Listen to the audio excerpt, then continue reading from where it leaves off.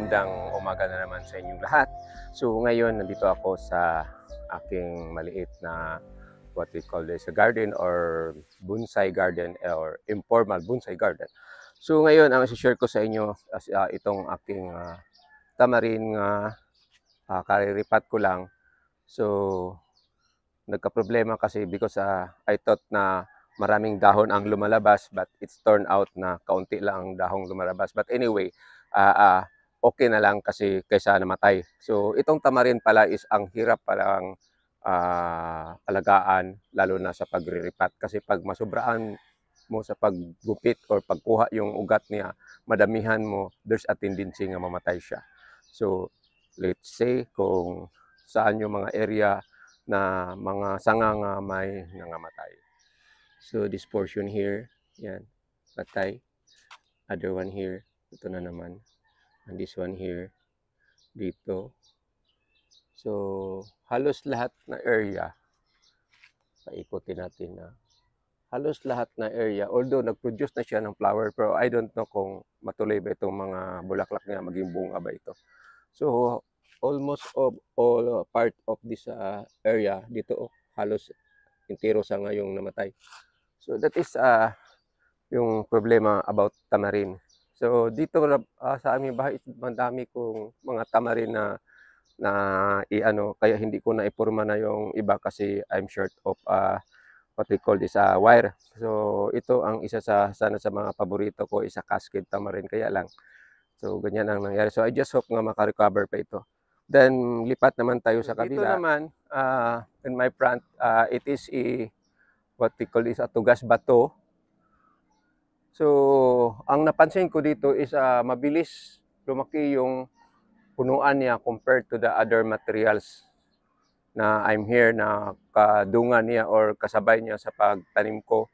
Kaya ito ang mas concern ako dito, o inalagaan ko na lang ito siya na mabuti dahil sa pagbilis niya. So compared to my here at the back, may kamansilis yung kasabay din niya. So ang hina talaga. So the kamansilis bonsai materials na not the kamansilis yung local upasa, that is I think it is an ornamental plant. It is a variegated kamansilis, which is nandun sa likod. Puntahan natin. Kasabay dito, pero yung punuan niya hinay kay magtubo, and it is badali ra pud siya mamatay. So puntahan natin doon. So ito yung kamansilis ko. Kasing edad na ito yung tugas bato ko. Although nahimo siyang murag bulukawi ba or tumangkad ng tumangkad, pero yung puno niya is hinay naglaki. So kaya linipat ko ito sa malaki na paso.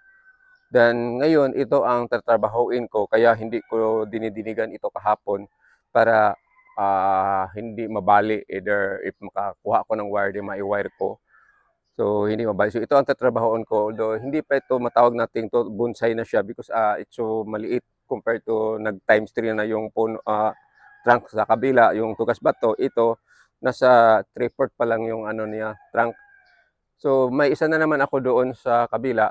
Puntahan din natin yung isang sa kamansilis nga yun ang tatrabahuin ko at i-share ko sa inyo. Ang nakaganda nitong kamansilis is yung dahon niya pag maputol mo tapos maglabas ulit yung shoot, then nabilad siya sa araw, it turned white and pink. So parang cherry blossom ang dahon niya dito, kaya napakaganda. Pero careful kayo dito, basta wag mong hablutin yung sanga niya because may mga tinik ito, so makasusugat din. So punta tayo sa isa kong kamansilis.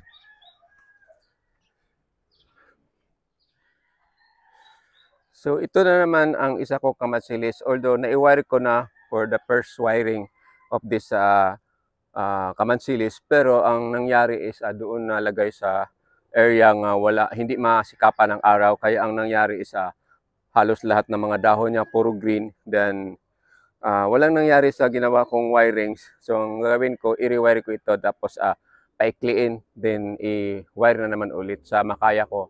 Yung paggagawa o pag-wire ko dito mga bonsai materials ko, yun yung ano ko lang, yung kakayahan ko lang sa pag-design. So I'm not an expert, so I try my best na lang na mapaganda ko or not so maganda, but parang learn more about making bonsai. Although matagal na ako nagbubonsai, pero kulang pa rin yung knowledge ko about bonsai making. So, punta na ako doon, dalhin kitong dalawang kamansilis. At so, let's go! So, here's the una na kamansilis. So, ang nangyari to is area. This one, supposed to be, this is my primary trunk. So, if ever ipatuloy ko ito, mahirap na siya makahabol ditong sa taas. So, ang gawin ko, sacrifice na lang, putulin ko na lang ito, wala na siya. And also, itong isang sangang gumabas dire, hirap na siya makahabol. So, putulin ko na rin. So, ang nangyari dito is, yung nasimulaan ko na yung previous niya nga sanga here. Kaya lang, I just hope is still alive. So, ang mangyari is sacrifice itong sanga na ito kasi parang wala na siyang chance. Anyway, malaki man itong matawag natin na secondary trunk. So, supposed to be ito ang gagamitin, ito na lang. So, ikakat ko ito dito. So, itong ginawa ko is sa makaya ko lang kasi parang mamatay naman siya nga sanga. This part yung kaya pinutol. So, ito ang iniwan ko. Then, just hope na mabibend ko ito. Ang gawin ko nito na lang isa, itlog, yung parang natural lang siyang tumutubo. Then, hanap lang ako kung saan ako makakuha yung parang front niya. So, dito, kung dito sa banda yung nakit na ano ko dito yung gawing front ko. So, napili ko dito yung gawing front ko. So, ito na sanga na ito, tatanggalin ko na naman. Yan. So, that is my front. Then, itong what we call is for today, my kamansilis na ito is try ko na ma-minimize yung wiring kasi ito, madali itong mamatay pag parang malublan og wire. Then try ko lang ma-bend. So I think ito lang ang sanga i-wire ko yun. Tapos gupit-gupit. Ang gawin ko ito is parang maggawa ko ng parang puno ng cherry blossom kasi ang dahon nito is maganda gawin. Wag siya, yung kuha na ba ka ng magtapok. Kasi wapin ko lang. Pasensya sa Tagalog ko kasi magtapok siya, gwapo siyang tanawon. So try ko na lang i-wire ito, although yan ang nangyari. Kaya marami akong kamansilis dito sa paligid ng bahay. Iniwanan ko na lang nandun sa lupa. Try ko na lang mapaiksi o gawing maliit na mini bonsai yun kasi ang hirap talaga. This one is kasing edad na ito yung napakita ko sa inyo kanina. It is tugas bato. Then pag i-wire ito, pag mabali ito, there tendency nga mamatay din siya. So ang gawin ko dito is puro na lang gupit-gupit.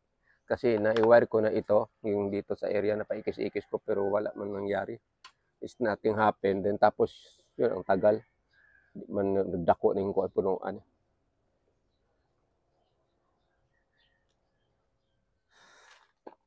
I already put or nalagyan ko na ng wire yung trunk dito sa gilid nga sana ito ang i-bend ko para mailapit itong crowd na mga dahon. But it happened na first bend ko pa lang, nagpiti-piti na or nag-crack kaagad. So, ang gawin ko na lang dito is tanggalin na lang itong wire.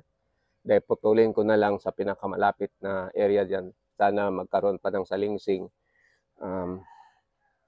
Then, yun na naman ang i-wire ko. So, hindi pwede pala itong ayan, kita nyo, this area. Yan, bali. So, nabali kaagad dito. So, naputol. So, discouraged.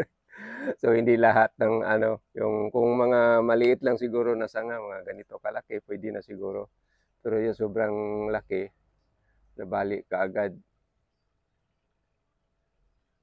So, nag-isip ako kung ibang sanga puputulin ko na lang. So, I make it illiterate. So, ito na lang, decision ko. para ma-balance siya dito yung naka-curve. I think I have to cut it here na lang.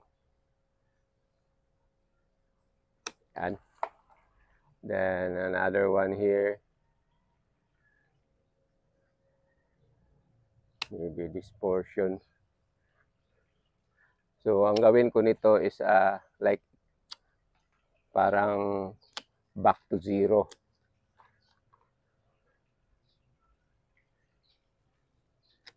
Kasi nabalian na doon from the start. So pangit na tingnan. So ganito yung magawa tayo ng bonsai minsan, may failure.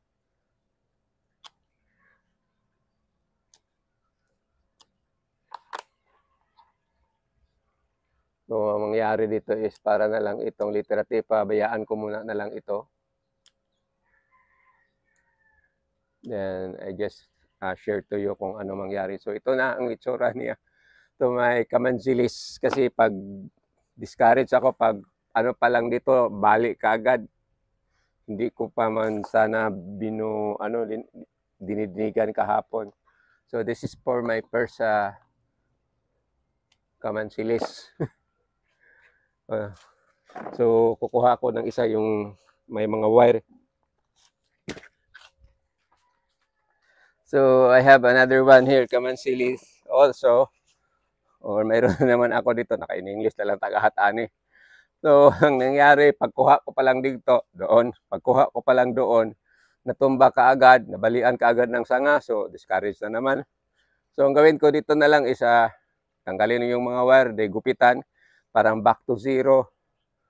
Mangyari kasi parang maka-discourage sometimes kasi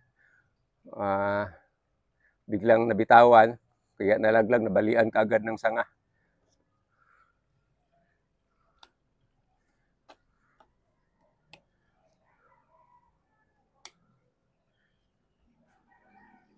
So mangyari dito is ito murag it look like mabalik. So ang daming tinik.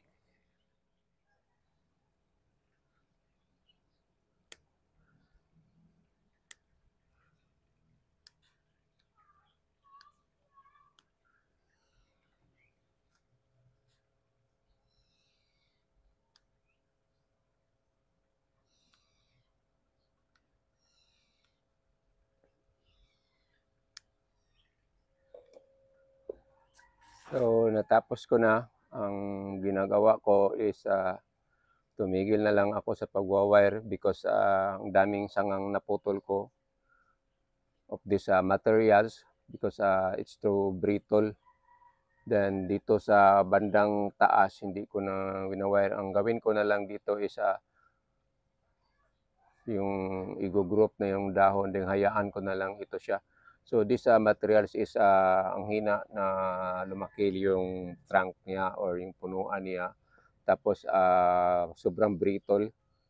So madaling mabali. Then sometimes suddenly mamatay ra po siya diretso. So this is the what we call this kamansilis. So try lang natin kung anong itsura ito. Pero I'm sure na kahit hindi magandang pagka-wire, pag ma-produce na ito ng mga dahon, maging maganda because of the color of the leaves. Yung yung kulay ng dahon niya is parang three colors. May pink, puti, at saka green yung color nito. Then itong isa, oh my God, ganito na lang ang itsura niya. Pinutol ko kasi from the start nabalian kaagad ako. Itong isa pag what we call is pag buhat ko doon karga sa wheelbarrow na laglag kaagad, may nabalit na sanga. So today is not my lucky day. So anyway, kahit I have or nagkaroon ako ng failure to my bonsai materials, pilit ko rin pa rin na i-share sa inyo para naman parang sabi natin wala tayong itinatago. Kung magkamali man tayo, dapat malaman din na wala pa tayong or wala pa akong kakayahan na wala pa akong kakayahan na mag-wire na I got perfect. Yung hindi ako mabalian ng sanga, so ay accept ko pa rin na may marami pa akong pagkakamali sa paggagawa ko ng mga bonsai. or sa mga bonsai materials ko dito. So for this morning, it's pagi na, tapos around 10 o'clock in the morning. Ito lang masishare ko sa inyo about my um, variegated kamansilis as a bonsai materials na nandito sa aming tahanan. Marami ito. Then, yun ang asikasuhin ko for this day. I-drop ko silang lahat para di na mag-wirings. I-gamon na lang ako parang murag boss na lang. So, again, maraming salamat sa panonood. God bless you all. Have a nice morning ahead of you. Bye-bye.